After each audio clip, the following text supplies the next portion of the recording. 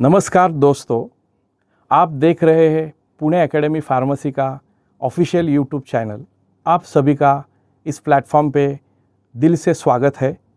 अगर आपका सपना है इंडियन आर्मी में फार्मासिस्ट बनकर देश की सेवा करना, अगर आप जानना चाहते हैं कि सिपाही फार्मा 2026-27 की भर्ती क्या है, इसके लिए कौन कौन अप्लाई कर सकता है, सिलेक्शन प्रोसीजर क्या है, तो ये जो आज का पॉडकास्ट है ये बेहद ख़ास होने वाला है।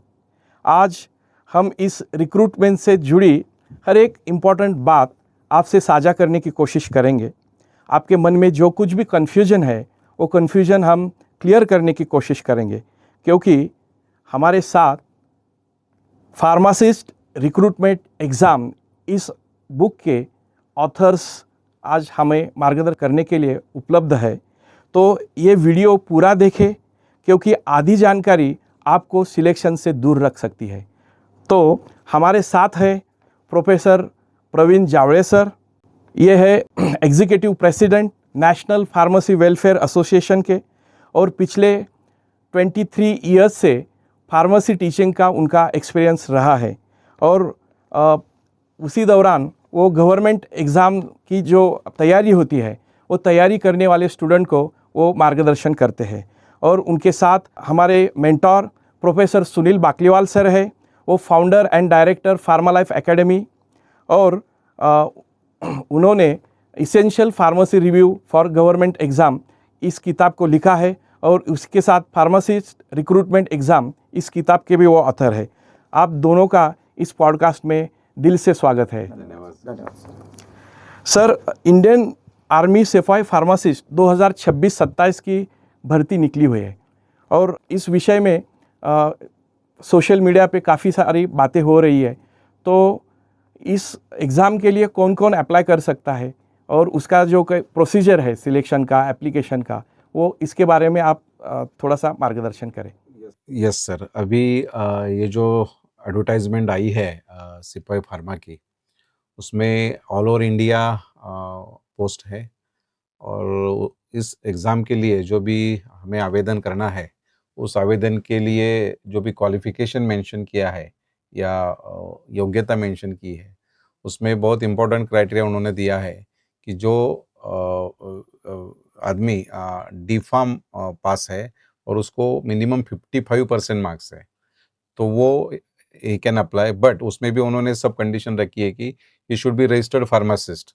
लेकिन फिर भी उन्होंने एक क्लॉज दिया है नीचे कि अगर वो अंतिम ईयर में है तो भी वो अप्लाई कर सकता है, सब्जेक्ट टू द कंडीशन ऐसा दिया है कि जो भी आपका सेकंड फेज है उसके पहले वो रिजल्ट मार्कशीट उसके हाथ में चाहिए। तो ये क्राइटेरिया दिया है। डिग्री फार्मेसी भी एलिजिबिलिटी उन्होंने रखी है। अगर आप डिग्री भी हो तो भी आप उसमें अप्लाई कर सकते हो, लेकिन उसमें 50% मार्क्स आपको डिग्री में चाहिए। तो वो ये क्राइटेरिया जो कंप्लाई करता है जो विद्यार्थी, उसको ही कैन अप्लाई, वो अप्लाई कर सकता है। तो इसमें सर ने जो अभी जानकारी दी है, उसमें मैं ये जोड़ना चाहूँगा कि ध्यान दीजिए कि ये जो सिपाही फार्मा की अभी वैकेंसीज आई है आर्मी में, ये अग्निवीर की तरह नहीं है। मतलब ये परमानेंट वैकेंसीज है। अग्निवीर जैसा आपको पता है कि एक कुछ 5 साल के लिए उनका पीरियड होता है, बट ये फार्मेसी के लिए, मतलब जो फार्मासिस्ट है, मतलब जिन्होंने डी फार्म किया है, बी फार्म किया और गवर्नमेंट जॉब चाहते हैं, देश की सेवा भी करना चाहते हैं और परमानेंट जॉब भी चाहते हैं, तो उनके लिए एक सबसे बढ़िया एक अपॉर्चुनिटी है। एंड इसके अलावा सर ने जैसा बताया कि अभी जो फाइनल ईयर के स्टूडेंट्स हैं डी फार्म और बी फार्म के, वो भी यहाँ पे अप्लाई कर सकते हैं, बट फेज़ 2 के पहले, फेज़ 2 पे के पहले के जो क्वालिटेटिव रिक्वायरमेंट्स होती है, मतलब उनका रजिस्ट्रेशन कंप्लीट हो जाना चाहिए एंड पासिंग होना ज़रूरी है। पासिंग के साथ में रजिस्ट्रेशन भी कंप्लीट चाहिए। उस रजिस्ट्रेशन का सर्टिफिकेट फेज़ 2 के समय उनके पास में होना चाहिए। एंड ये हम एक्सपेक्ट कर सकते हैं, जैसे कि जून में एग्ज़ाम होने वाली है, एक टेंटेटिव डेट जून है, बट हमारा अनुभव ये कहता है कि जून का जनरली 15 जून के बाद में एग्ज़ाम होती है एंड जुलाई अगस्त तक के रिजल्ट आता है एग्ज़ाम का, एंड फेज़ 2 जो जाएगा वो 15 अगस्त के करीबन जाएगा। एंड जो अभी फाइनल ईयर के स्टूडेंट्स हैं डिप्लोमा के और डिग्री के, तो उनका एग्ज़ाम जून तक उनका रिजल्ट आ जाता है, राइट सर? राइट, जून तक रिजल्ट आ जाता है एंड आई थिंक अगस्त सितंबर तक उनका रजिस्ट्रेशन सर्टिफिकेट भी आ जाता है, मतलब प्रोविजनल सर्टिफिकेट तो आ ही जाता है। राइट। तो सितंबर तक यदि फेज 2 जाता है तो जो लोग अभी फाइनल ईयर में है वो भी अप्लाई तो वो लोग अप्लाई कर सकते हैं। सितंबर तक उनका पूरा जो फॉर्मेलिटीज है, जो भी डॉक्यूमेंट्स होने चाहिए, वो सभी डॉक्यूमेंट्स उनको हाथ में आ सकते हैं। तो इसलिए जो भी फाइनल ईयर के पर्टिकुलर जो डिप्लोमा के फाइनल ईयर के स्टूडेंट्स हैं, वो यदि गवर्नमेंट जॉब चाहते हैं तो उनके लिए एक सुपर अपॉर्चुनिटी है, बहुत बेस्ट अपॉर्चुनिटी है। तो ये वही क्राइटेरिया अच्छा है कि जो those who are in the final year, जो फाइनल ईयर में है, हाँ, उनके लिए एक बड़ी अपॉर्चुनिटी है, तो वो उन लोगों ने अप्लाई करना जरूरी है। फाइनल ईयर के स्टूडेंट्स के लिए तो बेस्ट अपॉर्चुनिटी बेस्ट है। अपॉर्चुनिटी। एंड यहाँ पे प्रोफेसर प्रवीण जावड़े है और एनपीडब्ल्यू की भी टीम है, एंड बाकी भी टीमें जो काम करती है फार्मेसी फील्ड में, उन सभी से हम लोग आग्रह करना चाहते हैं कि सभी टीचर्स है, कॉलेजेस है, वो अपने फाइनल ईयर के स्टूडेंट्स को ये बात बताए, उन तक ये बात पहुँचाए कि अगर उन्हें गवर्नमेंट जॉब चाहिए, परमानेंट गवर्नमेंट जॉब चाहिए, तो ये एक उनके लिए बेस्ट अपॉर्चुनिटी है और अभी से वो उसका स्टडी, उसका प्रिपरेशन शुरू करते हैं। ओके सर, इस रिक्रूटमेंट के लिए एप्लीकेशन करने के लिए एज लिमिट्स क्या है और उसमें रिलैक्सेशन होता है क्या? एज लिमिट जैसा कि वहाँ पे डेट ऑफ बर्थ दिया गया है कि कौन से डेट ऑफ बर्थ है, मतलब क्लियर कट उसके अंदर नोटिफिकेशन में आया है। तो यहाँ पे आर्मी के हिसाब से जो 18 ईयर्स टू 25 ईयर्स तक का एज लिमिट है और वही male candidates only can apply. Female candidates के लिए अभी यहाँ पे कोई मतलब अपॉर्चुनिटी नहीं है। नहीं है। तो उसके अंदर में जो भी ये जो कंडीशंस है, मतलब कि कौन से एज वाले अप्लाई कर सकते हैं, कौन से डोमिसाइल वाले अप्लाई कर सकते हैं, तो इसके लिए जो भी कैंडिडेट्स फॉर्म फिलअप कर रहे हैं, उन्होंने इन डिटेल जो टर्म्स एंड कंडीशंस है पहले वो पढ़ लेनी चाहिए, उसे समझ लेना चाहिए। टर्म्स एंड कंडीशन बहुत ही क्लियर कट नोटिफिकेशन में दिया गया है, तो आप वो एक बार देख लीजिए और उसके हिसाब से फिर फॉर्म अप्लाई कीजिए उसके अंदर। सर, इस पोस्ट के लिए सिलेक्शन प्रोसेस क्या है? मतलब रिटर्न एग्ज़ाम, रैली है, फिजिकल टेस्ट कुछ होने वाले हैं? नहीं, पहला तो 2 फेज़ में ये एग्ज़ाम है। पहला फेज़ जो है वो उनको रिटन एग्ज़ाम देना पड़ेगा। रिटन एग्ज़ाम के बाद सेकंड फेज़ जो है वो रैली का है। जो भी फिज़िकल क्राइटेरिया है वो डिटेल अपने एडवर्टाइज़मेंट में उन्होंने दिया है। वो क्राइटेरिया सबको वो कंप्लाई करना है, तो ही आप यहाँ पे शॉर्टलिस्ट हो जाओगे। तो उसका जो सिलेबस है फेज़ 1 का, तो सिलेबस सर आपको हमने देखा हाँ, कि देखा है। हाँ, तो इसमें जैसे कि 2 फेजेस में है, सर ने बताया कि फेज 1 और फेज 2 है। फेज 1 जो है वो ऑनलाइन एग्ज़ाम रहेगी, जिसके अंदर की सीबीटी मतलब कंप्यूटर बेस्ड टेस्ट है। कंप्यूटर बेस्ड टेस्ट में जैसे कि आपको पता है कि 2 पेपर्स होने वाले हैं, पेपर 1, पेपर 2। पेपर 1 जैसे कि जनरल नॉलेज एंड इंग्लिश का होगा। पेपर 2 जो है जो कि फार्मेसी रिलेटेड है, एंड फार्मेसी में भी 2 पार्ट्स हैं, एक फार्मेसी 1 एंड फार्मेसी 2। अब फार्मेसी 1 में जो सब्जेक्ट्स है उसमें pharmaceutics, pharmacology and hospital and clinical pharmacy, ये 3 सब्जेक्ट्स दिए गए पेपर 1 में फार्मेसी में। एंड जो फार्मेसी का पार्ट 2 है उसके अंदर जो रिमेनिंग सब्जेक्ट्स है, जिसमें कि आपका फार्माकोग्नोसी है, बायोकेमिस्ट्री है, देन उसके अंदर में आपका drug store and business management है, देन फार्मास्यूटिकल ज्यूरिस्प्रूडेंस है, जिससे कि डिप्लोमा में अभी फार्मेसी लॉ एंड एथिक्स कहा जाता है। तो एक्चुअली जो इन्होंने सब्जेक्ट्स दिए हैं फार्मेसी के, तो अगर आप उसको देखोगे, जैसे कि सर भी एग्री करेंगे कि वो सभी डिप्लोमा के सब्जेक्ट्स हैं, बट यहाँ पे डिग्री के स्टूडेंट भी एलिजिबल है, बट सिलेबस जो है वो सिलेबस पूरा की पूरा डिप्लोमा का है। एंड अगर आप सिलेबस में सब्जेक्ट के नाम देखोगे तो वो भी जो पिछला सिलेबस था, मतलब जिसमें डीएसबीएम सब्जेक्ट था, वो नाम है पहला ईयर 91 जो था, ईआर तो ईयर 91 91 के हिसाब से वो पूरा सिलेबस सिलेबस है। है। तो थोड़ा सा हम उसमें देखें डिटेल में तो बहुत ही इजी एज कंपेयर टू नया सिलेबस ये सिलेबस है। तो आप ये बहुत बड़ी अपॉर्चुनिटी समझ के इस सिलेबस का ठीक से प्लानिंग करके एग्जीक्यूशन करके ये एग्ज़ाम सर अच्छी तरीके से सक्सेसफुल हो सकते हो हैं सकते हैं। स्टूडेंट। लेकिन एक बात और ये कहना चाहूँगा कि अभी जो हम लोग सिलेबस देख रहे हैं वेबसाइट पे, जो ऑफिशियल वेबसाइट है, ऑफिशियल वेबसाइट्स पे डाउनलोड जो वहाँ पे मेनू है, तो डाउनलोड में जो सिलेबस दिया गया है, तो जो सिलेबस है लास्ट ईयर जो एग्जाम हुई थी, तो उसका ही सिलेबस अभी वहाँ पे रिफ्लेक्ट हो रहा है। तो अपडेटेड सिलेबस इसमें कुछ चेंज होगा या नहीं होगा, वी डोंट नो। बट अभी जो सिलेबस ऑफिशियल वेबसाइट पे है, तो उस सिलेबस में जो सब्जेक्ट्स के नाम है, जैसे डीएसबीएम नाम दिया है, drug store and inventory management, drug store and inventory management, then pharmaceutical jurisprudence, इस तरह का नाम है। जबकि अभी नए सिलेबस के हिसाब से डिप्लोमा में फार्मेसी लॉ एंड एथिक्स ये नाम है। तो मैं एक ऐसा सूचित करना चाहता हूँ कि लोग बच्चों ने अप टू डेट रहना चाहिए वेबसाइट के बारे में। यस वेबसाइट दिन ब दिन देखनी चाहिए। यस सिलेबस में कुछ चेंज होता है क्या वही सेम रहता है, तो ये हाँ बहुत इंपॉर्टेंट सर ने बात बताई है। हाँ तो सिलेबस आप वेबसाइट पे विजिट करते रहिए, हो सकता है कि उसमें एक आध सब्जेक्ट कम ज़्यादा हो। फिलहाल जो हम सिलेबस की बात करें, आज के डेट में जो सिलेबस वहाँ पे है उसके बारे में हम बता रहे हैं। हो सकता है कि सिलेबस में एक आध सब्जेक्ट कम ज़्यादा हो, सकता बट ज़्यादा कुछ डेप्थ नहीं बढ़ेगी। डिप्लोमा के बेस पे है, जो भी सिलेबस है वो डिप्लोमा के बेस पर। यहाँ पे आई थिंक जिस तरह का उन्होंने फॉर्मेट रखा है और जिस तरह का सिलेबस दिया है, तो वो एक्सपेक्टेशन ये है कि डिप्लोमा के ज़्यादा से ज़्यादा बच्चे को रिक्रूट करना चाहते हैं वहाँ पे। राइट। सर एग्ज़ाम में क्वेश्चंस कितने आते हैं पेपर 1 और पेपर 2 में, और निगेटिव मार्किंग सिस्टम है क्या उसमें? नहीं, अभी पेपर 1 में सर 3 सब्जेक्ट का उन्होंने ज़िक्र किया है, और पेपर 2 में बाकी फार्मेसी के सब्जेक्ट्स है।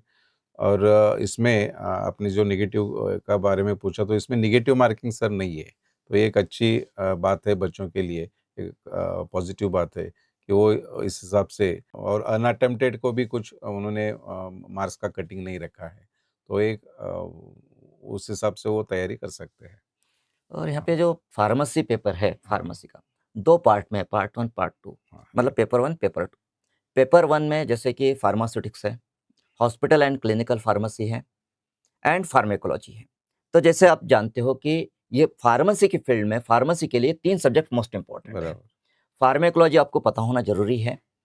फार्मास्यूटिक्स, ताकि आपको डोसेज फॉर्म के बारे में पूरी जानकारी होनी चाहिए, डोसेज फॉर्म की स्टेबिलिटी के बारे में, स्टोरेज के बारे में, ट्रांसपोर्टेशन के बारे में, हैंडलिंग के बारे में पूरी जानकारी होनी चाहिए।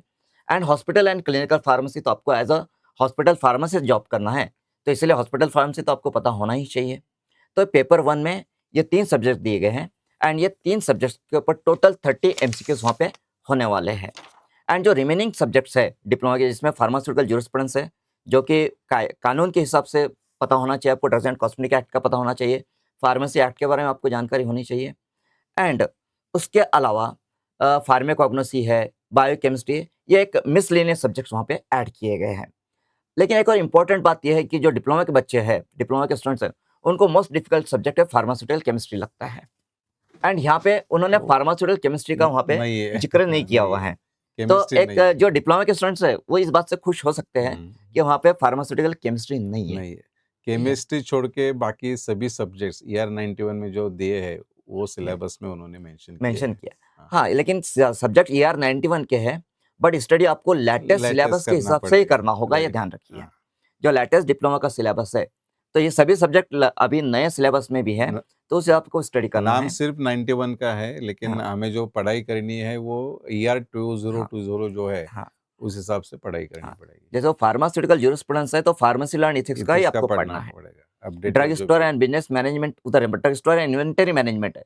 तो अभी जो लेटेस्ट उसका है community pharmacy yes, yes, management, वो वो पढ़ना। आपको पढ़ना है। जैसे फार्मेसी लॉ एथिक्स में अगर कोई अमेंडमेंट्स आए हैं नए, वो भी आपको पता होना ज़रूरी है। हाँ, तो यहाँ पे जो डिप्लोमा के स्टूडेंट्स हैं, सिर्फ उनसे ये कहना चाहता हूँ कि आप अगर सिलेबस देखोगे अभी ऑफिशियल वेबसाइट पे, तो आपको ये सब्जेक्ट दिखाई देंगे, फार्मास्यूटिकल ज्यूरिस्प्रूडेंस या drug store and inventory management, और आप कहोगे कि ये तो हमें सिलेबस में है ही नहीं। जो ये हो डिफॉर्म सकता फाइनल है। ईयर के स्टूडेंट्स अभी है, वो बोलेंगे फार्मास्यूटिकल ज्यूरिस्प्रूडेंस ये सब्जेक्ट तो हमने सब्जेक्ट कोई पढ़ा नहीं नहीं है। है। तो फार्मास्यूटिकल ज्यूरिस्प्रूडेंस का मतलब ही pharmacy pharmacy law law and ethics है। एथिक्स, बराबर। जो DS drug store and inventory management है, उसी का मतलब है community pharmacy and management. Management, बराबर। ओके, तो आप ये समझ के लीजिए और उस हिसाब से अपना स्टडी कीजिए।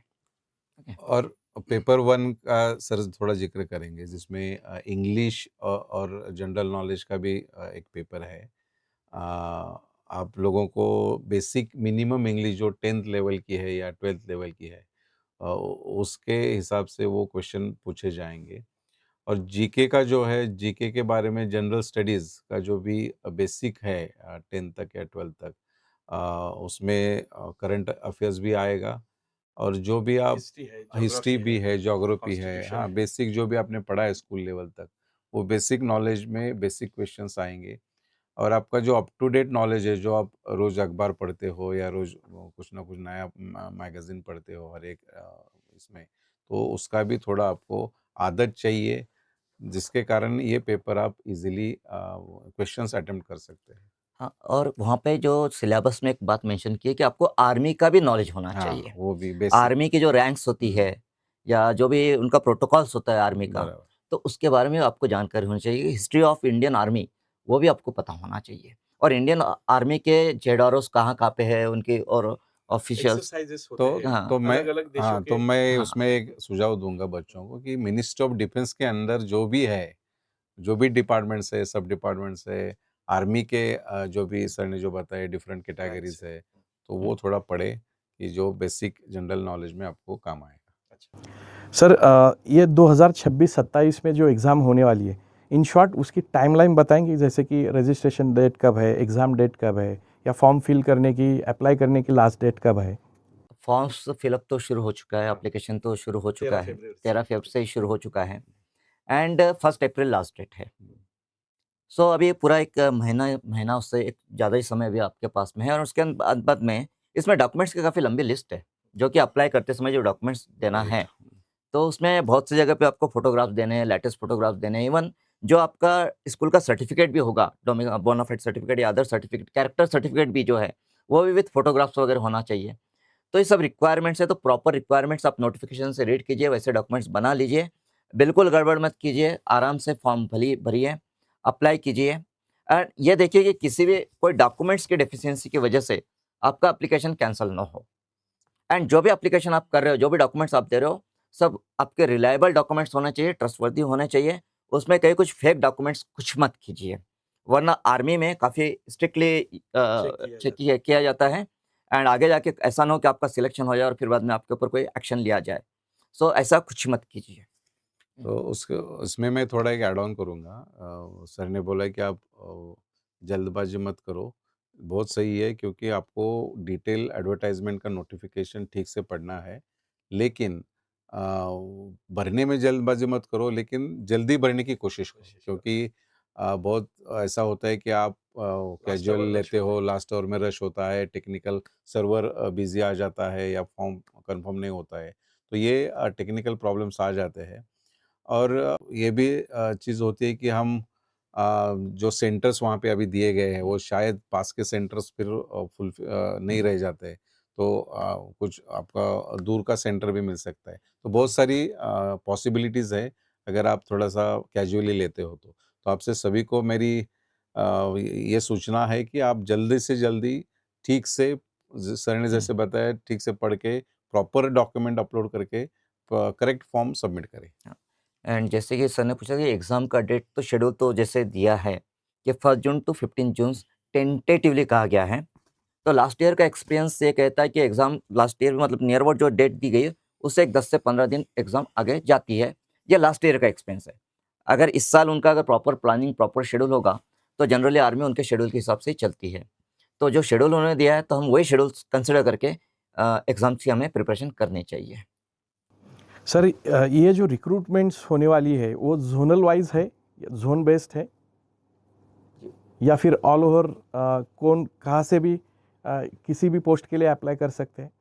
जी नहीं, ये सब ज़ोनल वाइज़ भी और डोमिसाइल इम्पोर्टेंट। हुँ। जहाँ पे जो जेडआरओ दिया गया, जैसे पुणे है, तो पुणे के लिए गुजरात, दीव दमन, गोवा, महाराष्ट्र, बस इसी रीजन के स्टूडेंट्स या कैंडिडेट जो है फार्मासिस्ट, वो अप्लाई कर सकते हैं। डोमिसाइल यहाँ पे इम्पोर्टेंट है। जो जिस एरिया का डोमिसाइल है, उससे उस एरिया का जो जेडआरओ है, वैसे उसने अप्लाई करना चाहिए। तो exam all over India common exam है, कॉमन सिलेबस है, सेम पैटर्न, सेम डेट से सेम समय पे एग्ज़ाम होगी, सेम समय पे रिज़ल्ट लगेगा। बट एप्लीकेशन करते समय अपने-अपने जेडआरओ के हिसाब से, अपने-अपने डोमिसाइल एरिया के हिसाब से आपको एप्लीकेशन करना है। सर ये जो फार्मासिस्ट की रिक्रूटमेंट्स होने वाली है, इसमें फीमेल कैंडिडेट्स के लिए कुछ पॉलिसीज़ है? नहीं, अभी तक तो जो हमने नोटिफ़िकेशन पढ़ा है उसमें तो कुछ उन्होंने फीमेल का ज़िक्र नहीं किया है, लेकिन आगे जाके कुछ ज़िक्र हो सकता है या इंक्लूज़न हो सकता है, पता नहीं। लेकिन as on today sir female का उन्होंने कुछ मेंशन नहीं किया है। बट यहाँ पे मैं एक बात ये सजेस्ट करना चाहूँगा, जो भी गर्ल्स है, फीमेल कैंडिडेट्स जो है, जो कि इंटरेस्टेड है इसके अंदर में, तो वो मिनिस्ट्री ऑफ डिफेंस को एक लेटर लिखे, एक ईमेल लिखे हाँ। कि जैसे अदर आर्मी की जो है, वो वैकेंसीज़, पोस्ट, तो वहाँ पे गर्ल्स को अलाउ किया है, तो यहाँ पे क्यों नहीं? ये तो अगर मिनिस्ट्री ऑफ डिफेंस को, डिफेंस मिनिस्ट्री को अगर मेल्स जाते हैं गर्ल्स की तरफ से, सर फीमेल उसमें कैंडिडेट्स की उसमें तरफ मैं से? थोड़ा और एक ऐड करता हूँ, नेशनल फार्मेसी वेलफेयर एसोसिएशन के माध्यम से ये क्वेश्चन रेज किया जाएगा और फीमेल को भी अपॉर्चुनिटी मिले, उनको भी न्याय मिले, उनको भी अपॉर्चुनिटी मिले, इसके लिए एनपीडब्ल्यूए हमारा एसोसिएशन सर इसमें काम करेगा। फिर बिल्कुल सर, तो गर्ल्स में मतलब मेरे पास में ऐसे जब से नोटिफिकेशन आया है, काफ़ी फीमेल कैंडिडेट्स का मुझे कॉल्स आ रहे हैं, मैसेज आ रहे हैं कि सर गर्ल्स क्यों नहीं अप्लाई कर सकते, क्या प्रॉब्लम है? तो बराबर मैं उनको ये कहता हूँ कि आप मिनिस्ट्री ऑफ डिफेंस को आप ईमेल कीजिए बराबर एंड वहाँ पे उनके सामने अपना आप सवाल रखिए कि गर्ल्स को क्यों अलाउ नहीं किया? बाकी सब जगह पे अगर आर्मी में गर्ल्स अलाउड है, तो यहाँ पे क्यों नहीं है? तो ये हो सकता है कि अगर मिनिस्ट्री ऑफ डिफेंस को आपकी बात समझ में आती है, मतलब वो अगर उनके स्ट्रैटेजी में, उनके पॉलिसीज़ में बैठता है, तो इसमें टर्म्स कंडीशंस वो चेंज कर चेंज सकते कर हैं सकते हैं। एंड गर्ल्स को भी अलाउ कर सकते हैं। नहीं, क्योंकि पूरे ऑलरेडी डिफेंस में गर्ल्स अभी शुरू एंट्री किया, शुरू एनडीए में किया है, भी शुरू हुआ एनडीए है, में हुआ है, बहुत सारे आर्मी ऑफिसर्स बन गए हैं, बीएसएफ में भी बीएसएफ मेरे में ख्याल भी, से यस, रिक्रूटमेंट्स तो अलाउड है। इसमें क्यों नहीं? तो क्यों? ये बहुत अच्छा मुद्दा है जो और हम उठा सकते हैं। जो गर्ल्स कैंडिडेट्स है उनकी ओर से एज अ आप एनपीडब्ल्यूए के एग्जीक्यूटिव प्रेसिडेंट है, मैं आपको धन्यवाद देना चाहूँगा क्योंकि ये इशू आप रेज करना चाहते हैं और उनके लिए काफ़ी फ़ायदेमंद होगा। Thank you very much sir. Sir इस प्रिपरेशन के दौरान प्रीवियस ईयर क्वेश्चंस वो एग्ज़ाम पैटर्न समझने के लिए काफ़ी इंपॉर्टेंट रहते हैं, वो प्रीवियस ईयर क्वेश्चन पेपर कैसे मिलेंगे? अभी प्रीवियस ईयर क्वेश्चंस को ध्यान में रखते हुए है, जैसे आपने शुरू में हमारा इंट्रोडक्शन देते समय बताया कि हमने फार्मासिस्ट रिक्रूटमेंट एग्जाम्स बुक लिखा है। तो हमारा ये जो बुक है, इसके अंदर में ऑल ओवर इंडिया जितने भी फार्मासिस्ट रिक्रूटमेंट्स के एग्जाम्स होते हैं, इंक्लूडिंग सिपाही फार्मा है, तो एग्जाम्स के क्वेश्चंस हम लोगों ने इनपुट किए हुए हैं। तो जैसे आपने पूछा कि इसके प्रीवीआईक्यू कहाँ मिलेंगे, तो ऐसे काफ़ी सारे बुक्स मार्केट में अवेलेबल है। उसमें से हमारा भी एक बुक है, फार्मासिस्ट रिक्रूटमेंट एग्जाम, जो कि सर ने और हमने मतलब साथ में किया है। तो इस बुक में की पॉइंट्स भी हमने कवर किए और उसके साथ में उसके सभी एमसीक्यूज भी कवर किए, जिसमें कि पीवाईक्यू कवर हो जाते हैं। एंड जो डिप्लोमा लेवल के पीवाईक्यूज है या फिर डिप्लोमा के जो एग्जिट एग्जाम के लेवल के थे है, तो उसी लेवल के आते हैं। इतना कुछ काफ़ी कॉम्प्लिकेटेड या कंफ्यूज करने वाले क्वेश्चंस नहीं होते हैं, सारे सिंपल क्वेश्चंस होते हैं। जस्ट अगर आपने एक बार सिलेबस को रीड किया है तो भी आप आंसर दे सकते हो, फर्स्ट थिंग। सेकंड थिंग कि जो वेबसाइट है आपकी ऑफिशियल वेबसाइट, तो ऑफिशियल वेबसाइट पे भी डेमो क्वेश्चन पेपर्स अवेलेबल है और कोई भी कैंडिडेट वो डेमो क्वेश्चन पेपर सॉल्व कर सकता है। पेपर 1, पेपर 2, मतलब जीके एंड इंग्लिश का भी पेपर अवेलेबल है वहाँ पे डेमो के लिए, एंड फार्मेसी का भी पेपर अवेलेबल है और पूरे एमसीक्यूज वहाँ पे अवेलेबल है। तो आप डेमो देखने के लिए आप ऑफिशियल वेबसाइट पे भी जा सकते हो, एंड जो बुक्स मार्केट में अवेलेबल है, एंड बहुत से ऐप्स भी है। मेरे ख्याल से सर आपने भी आपका ऐप शुरू किया है, तो ऐसे कई सारे ऐप्स भी मार्केट में हैं जो कि आपको पीवाईक्यू का एक्सपीरियंस देते हैं। बराबर है सर। इस परीक्षा की जो तैयारी है वो तैयारी कैसे करनी चाहिए? अगर कैंडिडेट्स इसके लिए अप्लाई करते हैं तो उनके पास जितना टाइम मिलेगा, अगर टेंटेटिव डेट्स दिए हैं उसी दौरान एग्ज़ाम होती है, तो प्रिपरेशन स्ट्रैटेजीज कैसी होनी चाहिए? सर पहला मेरा तो ये मानना है कि आपका बेसिक अंडरस्टैंडिंग या कंसेप्ट क्लैरिटी होना बहुत ज़रूरी है, क्योंकि ये एमसीक्यू बेस्ड एग्ज़ाम है और एमसीक्यू बेस्ड एग्ज़ाम में अगर आपका कंसेप्ट का क्लैरिटी है, आपका अंडरस्टैंडिंग उस सब्जेक्ट्स में अच्छा बनता है, तो आप इजीली ये एमसीक्यू बेस्ड क्वेश्चंस आप अटेम्प्ट कर सकते हो। इसके लिए मैं थोड़ा सा एक अलग स्ट्रैटेजी बता सकता हूँ कि आपने जो भी आपको पढ़ाया है फार्मेसी में, डिप्लोमा हो या डिग्री, उसके जो क्रमिक बुक्स है, वो थोड़ा सा टेक्स्ट बुक्स हम जिसको बोलते हैं, वो सिंसियरली आप पढ़ें, उससे अंडरस्टैंडिंग आप करें। तो जितना आप टेक्स्ट बुक्स अच्छी तरीके से पढ़ोगे, हर कंसेप्ट क्लियर करोगे, तो आपको एक अच्छी बेसिक जो तैयारी है वो अच्छी हो जाएगी। और उसके बाद जैसे सर ने बोला है कि हम एमसीक्यू बेस्ड जितने भी बुक्स है मार्केट में, जैसा हमारा भी फार्मासिस्ट रिक्रूटमेंट बुक है, उसमें भी हमने बहुत सारे एमसीक्यूज दिए हैं, उसमें बहुत सारे क्वेश्चन पेपर भी प्रीवियस ईयर्स के दिए हैं, अलग अलग डिपार्टमेंट के एग्ज़ाम के। तो वो अगर आप थोड़ा प्रैक्टिस करते हो तो मेरे ख्याल से आपकी लगभग आपका एक कॉन्फिडेंस अच्छा बिल्ड होगा और वो कॉन्फिडेंस आपको सक्सेस के एक रोड मैप्स के लिए बनाएगा। जैसे कि सर ने अभी बताया है, उसी बात में मैं कुछ पॉइंट्स ऐड करूँगा। तो जैसे हम अगर एग्ज़ाम का फॉर्मेट है देखें, तो एग्ज़ाम के अंदर 2 पेपर है। पेपर 1 में जैसे जनरल नॉलेज एंड इंग्लिश है, एंड पेपर 2 में फार्मेसी है। तो जनरल नॉलेज का अगर प्रिपरेशन करना है तो आपको रीडिंग जो है, न्यूज़पेपर रीडिंग है, न्यूज़ है। तो न्यूज़ में भी पर्टिकुलरली अगर हम आजकल की न्यूज़ देखते हैं, जो भी न्यूज़ चैनल्स पे आती है या व्हाट्सएप पे आती है, तो वो न्यूज़ तो इस एग्ज़ाम के हिसाब से नहीं रहेगी। तो आप पर्टिकुलरली न्यूज़पेपर पे आप ध्यान दीजिए। न्यूज़ चैनल्स की न्यूज़ देखने के बजाय न्यूज़पेपर पे जो न्यूज़ है, उस पे आप ध्यान दीजिए। इवन अभी जैसे एआई का समिट चल रहा है, उसके बाद में आर्मी रिलेटेड कुछ जानकारी आप लीजिए एंड डिफरेंट जो ऑफिशियल वेबसाइट्स है, ऑफिशियल वेबसाइट्स पे से आप जनरल नॉलेज की स्टडी कीजिए, जो भी है। देन इंग्लिश के लिए तो काफ़ी सारे बुक्स है, काफ़ी सारे नोट्स आपको अवेलेबल रहेंगे, कोचिंग भी अवेलेबल रहेगा। बट एक रेन एंड मार्टिन का बुक है इंग्लिश के लिए, जो कि I think most of the जो भी कॉम्पिटिटिव एग्जाम्स होती है तो उसमें रेन एंड मार्टिन में से जनरली क्वेश्चंस पूछे जाते हैं। तो आई रिकमेंड कि आप रेन एंड मार्टिन का बुक में से एक बार आपका ग्रामर का स्टडी कर लीजिए इंग्लिश का। अभी जहाँ फार्मेसी की बात आती है तो यहाँ पे मैं 2 पार्ट करूँगा। एक वो स्टूडेंट्स जो कि फाइनल ईयर में है एंड सेकंड वो जो कि रजिस्टर्ड फार्मासिस्ट है, जो ऑलरेडी प्रैक्टिस कर रहे हैं। अब जो जो स्टूडेंट्स अभी फाइनल ईयर में है तो फाइनल ईयर की स्टडी भी कर रहे हैं एग्जाम को क्वालिफाई करने के लिए, तो उनसे मैं ये कहूँगा कि आप फाइनल ईयर का स्टडी करते करते एमसीक्यू की भी प्रैक्टिस कीजिए। आप सिर्फ जो अपने पेपर एनुअल एग्जाम की या सेशनल एग्जाम्स की आप प्रिपरेशन कर रहे हो या सेमेस्टर एग्जाम्स की आप प्रिपरेशन कर रहे हो, तो सेमेस्टर एग्जाम्स के प्रिपरेशन करते समय जो नोट्स आप पढ़ रहे हो, जो नोट्स आप बना रहे हो, जो भी टॉपिक्स आप स्टडी कर रहे हो, उसके साथ साथ एमसीक्यू की भी प्रैक्टिस आपने करनी चाहिए। एंड एमसीक्यू किस तरह से प्रिपेयर करना चाहिए, हो सके तो खुद के एमसीक्यू बना लीजिए। और अगर रेडी आपको पीवाईक्यू चाहिए तो हमारी भी बुक्स मार्केट में, तो आप बुक में से भी आप प्ले कर सकते हो, तो वहाँ से आप पीवाईक्यू का एक्सपीरियंस ले सकते हो, पीवाईक्यू की आप एमसीक्यू की प्रैक्टिस कर सकते हो। तो फाइनल ईयर के डिप्लोमा या डिग्री के स्टूडेंट्स को ये कहूँगा कि अपना नोट्स बनाइए एंड नोट्स बनाते समय एमसीक्यू पे भी ध्यान दीजिए। दूसरी बात, अब जिनका हो चुका है फार्मेसी, 2 साल हो गया है, 3 साल हो गया, 4 साल हो गया, उनके लिए क्या ज़रूरी है? तो उनके लिए रिवीजन ज़रूरी है एंड रिवीजन के लिए की पॉइंट्स ज़रूरी है। तो जो की पॉइंट्स के रिवीजन है, तो की पॉइंट्स के लिए बुक अवेलेबल है एंड उसके अलावा जो एक्सपीरियंस पर्सन्स है इस फील्ड में, जैसे कि जावड़े सर, प्रवीण सर खुद है, तो प्रवीण सर से आप कांटेक्ट में रह सकते हो, मेरे साथ में कांटेक्ट में रह सकते हो, सर भी है रंजित सर, तो रंजित सर के आप कांटेक्ट में रह सकते हो। तो ऐसे जो एक्सपीरियंस टीचर्स है या एक्सपीरियंस कोच है या आपके टीचर जो है कॉलेज के टीचर्स, वो भी तो आप कॉलेज के टीचर्स के कांटेक्ट में आइए।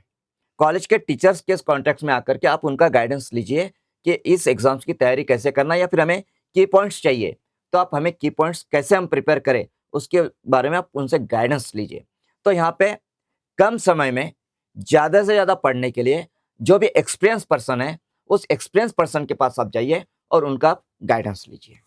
अच्छा, शुरू में सर आपने बताया कि ये एग्ज़ाम कंप्यूटर बेस्ड टेस्ट होने वाली है, सीबीटी एग्ज़ाम। तो और ये भी बताया कि एक एग्ज़ाम 15 दिन, टेंटेटिव 15 दिन चल सकती है। तो इसमें नॉर्मलाइजेशन का प्रोसेस होता है क्या मार्क्स में? जहाँ पे भी सीबीटी आती है, वहाँ पे नॉर्मलाइजेशन आता है। आता ही है। अलग-अलग शिफ्ट में शिफ्ट वाइज एग्जाम होती है, होता है। अलग-अलग सेंटर पे एग्जाम होती है। सेम क्वेश्चन पेपर तो होता नहीं है, तो नॉर्मलाइजेशन वहाँ पे आता ही है।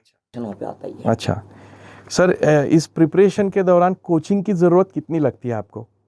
नहीं, मेरे ख्याल से कोचिंग बहुत ही इम्पोर्टेंट है, क्योंकि जैसे सर ने भी थोड़ा जिक्र किया कि आपको एक एक्सपीरियंस्ड गाइडेंस बहुत ज़रूरी है, क्योंकि अभी आप डिग्री या डिप्लोमा फाइनल ईयर में है, आपके फैकल्टीज़ का एक्सपीरियंस ले लो, लेकिन फिर भी आपको पर्टिकुलर सिलेबस के दायरे में ये तैयारी आप कर रहे, प्रैक्टिस कर रहे, तो कोचिंग अगर प्राइवेट अवेलेबल है, जैसे पूना एकेडमी जैसे कोचिंग अवेलेबल है, फार्मा लाइफ एकेडमी का कोचिंग है, तो उस टाइप्स का कोचिंग भी आप लगाना ज़रूरी है, ऐसा मुझे लगता है, क्योंकि एक्सक्लूसिवली ये कोचिंग आपको मिलेगा और रिपीटेटिव टेस्ट सीरीज़ उसमें मिलेगा इसको कोचिंग के दौरान।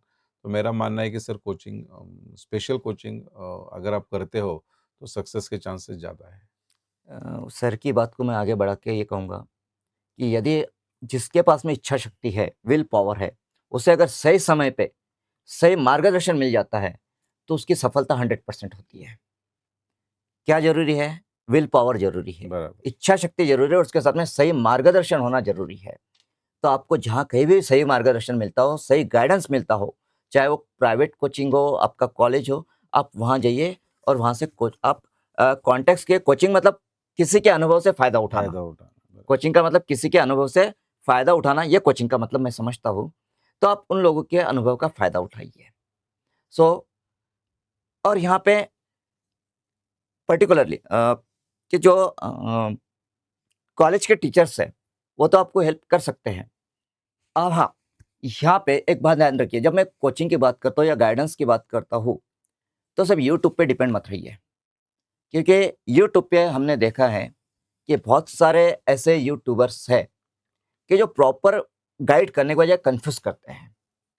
तो ऐसे यूट्यूब को फॉलो कीजिए, ऐसे यूट्यूब चैनल्स को फॉलो कीजिए, ऐसे यूट्यूबर को फॉलो कीजिए जो कि आपको कंफ्यूज ना करता हो, आपको क्लियर कट डायरेक्शन देता हो। एंड किसी भी यूट्यूब चैनल को फॉलो करने से पहले वहाँ पे जो आपको गाइड करने वाला है, जो कोचिंग आपको वहाँ पे दे रहा है, जो आपको बता रहा है, जो गाइड कर, उसका खुद का एक्सपीरियंस कितना है, पहले उसका एक्सपीरियंस, उसका स्किल, उसका फील्ड में डिवोशन कितना है, फील्ड में उसका कंट्रीब्यूशन कितना है, यह सब बैकग्राउंड चेक करने के बाद ही आप उस यूट्यूबर पे या उस यूट्यूब चैनल पे आप रिलाई कीजिए, विश्वास कीजिए। नहीं, ये बहुत अच्छी बात रखी सर आपने। सोशल मीडिया का तो यूज़ अच्छी तरीके से हो सकता है, लेकिन सर ने जो बताया ऑथेंटिसिटी, जिसमें हम ऑथेंटिक इन्फॉर्मेशन जिससे हम ले, उसके लिए भी मैं ये सूचित करना चाहता हूँ कि आपके जो फैकल्टीज़ है, जो भी आप गाइड या कोच आपको लगते हैं, उनका एडवाइस ले लीजिए कि सर आपके जानकारी में कौन सा सोशल मीडिया अच्छा है या कौन सा यूट्यूब प्लेटफॉर्म अच्छा है कि जहाँ पे एक ऑथेंटिक इंफॉर्मेशन आपके तैयारी के लिए मिल सकती है। चाहिए आप एआई टूल्स भी कुछ यूज़ कर सकते हो, लेकिन एआई टूल्स का भी थोड़ा ध्यान रख के या प्रिकॉशन लेके एक ऑथेंटिक एआई टूल भी आप इसके तैयारी के लिए क्रॉस वेरीफाई करके यूज़ कर सकते हैं। एआई टूल्स के बारे में ये बताना चाहूँगा कि जैसे मैं कई सारे एआई टूल्स यूज़ करता हूँ, बट आई ऑब्जर्व कि AI tool 85 to 90% correct correct answer है, देता है। वही। 100 क्वेश्चन आप पूछोगे तो उसमें से 80 क्वेश्चंस के वो करेक्ट आंसर देता है, बट 20 क्वेश्चंस में कंफ्यूज हो जाता वो है, एरर आता ही है। वो एरर आता है। तो आप हम लोग पूरी तरह से उस पर रिलाई नहीं कर रिलाई नहीं सकते। करेंगे। क्रॉस वेरिफिकेशन जरूरी है। यस, सर आपने ये बताया कि चरण सेकंड जो होने वाला है उसमें फिज़िकल टेस्ट है, तो क्योंकि 1600 मीटर की दौड़ होने वाली है, तो हाँ 1600 मीटर की 1.6 किलोमीटर। अगर ये ऑनलाइन जो एग्ज़ाम है उसकी तैयारी के साथ फिज़िकल का भी तैयारी होना चाहिए, इस बात से आप कैसे देखते हैं इस बात को? नहीं, अभी ये देखो, ये आर्मी का पोस्ट है और जब भी हम आर्मी या डिफेंस के बारे में कुछ भी रिक्रूटमेंट होता है तो फिजिकल फिटनेस का एक क्राइटेरिया होता है। जैसे यहाँ पे अभी 1.6 किलोमीटर का दौड़ है, हाँ पुलक्स है, तो ये आपको कंप्लाई करना है जो सेकंड फेज रैली का है। तो अगर इसके लिए आपने सर ने जो पूछा कि हम कैसे तैयारी करें, तो देखो फिजिकल फिटनेस तो अभी बहुत ज़रूरी है रूटीन लाइफ में, चाहे आप आर्मी फॉर्म भरो ना भरो, लेकिन फिजिकल फिटनेस अगर आप डेली 1 आवर देते हो, लेकिन स्पेशली इसके लिए अगर आप तैयारी करते हो, तो जो भी क्राइटेरियाज है वो क्राइटेरियाज के लिए फिजिकल फिटनेस का तैयारी आप डेडिकेटेड टाइम देना बहुत ज़रूरी है। और वो डेडिकेटेड टाइम में जो भी क्राइटेरियाज दिए दिए उन्होंने, वो क्राइटेरियाज कंप्लाई होते ही कि नहीं, वो भी इन बिटवीन आपको टेस्ट करना है, जो कि एक अच्छी प्रैक्टिस फिजिकल की तैयारी हो या फिजिकल फिटनेस की तैयारी हो सकती है। एंड जो फेज 2 का एक्सपेक्टेड पीरियड है वो मे बी अगस्त में रह सकता है। हम्म, तो अभी फेब हो रहा है, अगस्त है, तो एक नियर अबाउट 5 टू 6 मंथ्स का पीरियड आपको मिलता है। दैट इज आई थिंक बहुत सफिशिएंट है अपना सफिशिएंट स्टेमिना है। बढ़ाने के लिए, यस, फिजिकल यस, इसके लिए। Yes sir. तो दोस्तों, सिपाही फार्मा ये सिर्फ एक नौकरी नहीं है, यह वर्दी पहनकर देश की सेवा करने का एक अवसर है। कंपटीशन टफ है, लेकिन साइंटिफिक वे से प्रिपरेशन डिसिप्लिन वे में अगर हम करते हैं तो ये पॉसिबल है। अगर आपका सपना आर्मी फार्मासिस्ट बनने का है तो उसकी तैयारी आज से शुरू कीजिएगा। इस वीडियो को ज़्यादा से ज़्यादा आप लाइक कीजिएगा, ज़्यादा लोगों तक ये पहुंचाइएगा, क्योंकि जो एम्प्लॉयमेंट की अपॉर्चुनिटी है सिर्फ एम्प्लॉयमेंट नहीं है, उससे देश की सेवा हो सकती है और उसके साथ आपका एक जो सपना है देश की वर्दी पहनने का और देश के लिए काम करने का, वो भी आप साकार कर सकते हैं।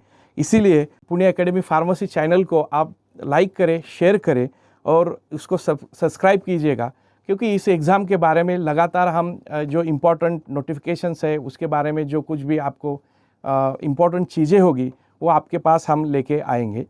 तो अगर आप बनना चाहते हैं आर्मी सिपाही, तो एक मेरा आपसे एक रिक्वेस्ट है, तो कमेंट में आप सिर्फ ये लिखिएगा, मैं आर्मी फार्मासिस्ट बनूंगा।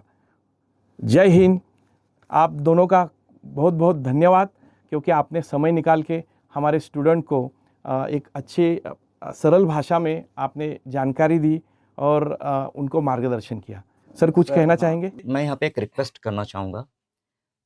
NPWA के प्रोफेसर प्रवीण जौहरी सर हैं, पुणे एकेडमी है, फार्मालैब एकेडमी है, तो इस तरह के अलग अलग ऑर्गेनाइजेशंस साथ में आकर के जो फ्यूचर ऑफ फार्मासिस्ट है या फार्मासिस्ट है, तो उनका फ्यूचर बेस्ट होने के लिए हम लोग एक काम कर रहे हैं साथ में आकर के।